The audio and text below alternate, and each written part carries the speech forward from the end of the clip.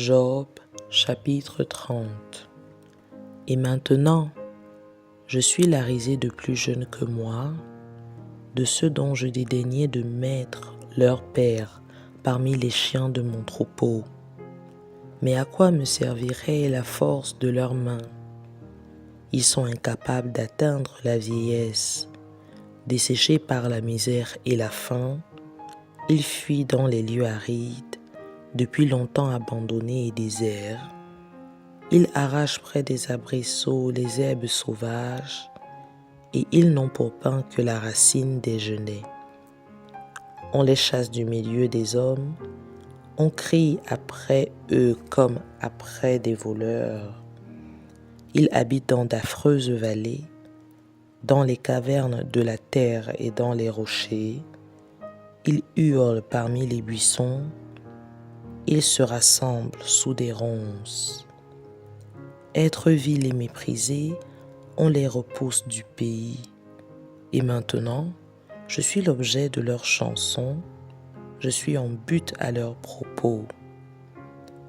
Ils ont horreur de moi, ils se détournent, ils me crachent au visage. Ils n'ont plus de retenue et ils m'humilient. Ils rejettent tout frein devant moi.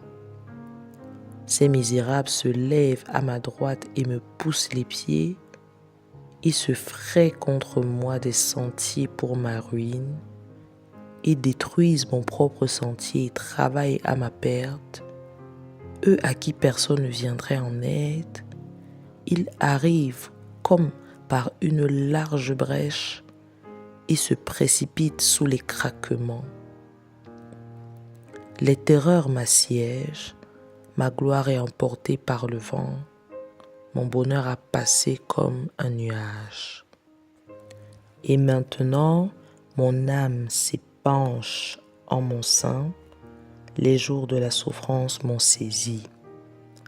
La nuit me perce et m'arrache les os, la douleur qui me ronge ne donne aucun repos.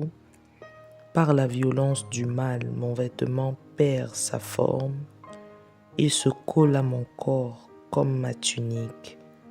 Dieu m'a jeté dans la boue, et je ressemble à la poussière et à la cendre.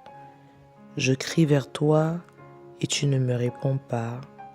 Je me tiens debout, et tu me lances ton regard.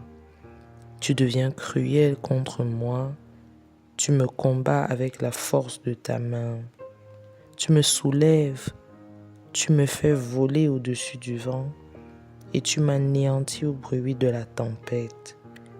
Car, je le sais, tu me mènes à la mort, au rendez-vous de tous les vivants. Mais celui qui va périr n'étend-il pas les mains? Celui qui est dans le malheur n'implore-t-il pas du secours? N'avais-je pas des larmes pour l'infortuné? Mon cœur n'avait-il pas pitié de l'indigent? J'attendais le bonheur et le malheur est arrivé. J'espérais la lumière et les ténèbres sont venues. Mes entrailles bouillonnent sans relâche. Les jours de la calamité m'ont surpris. Je marche noirci, mais non par le soleil. Je me lève en pleine assemblée et je crie. Je suis devenu le frère des chacals, le compagnon des autruches. Ma peau noircit et tombe, mes os brûlent et se dessèchent.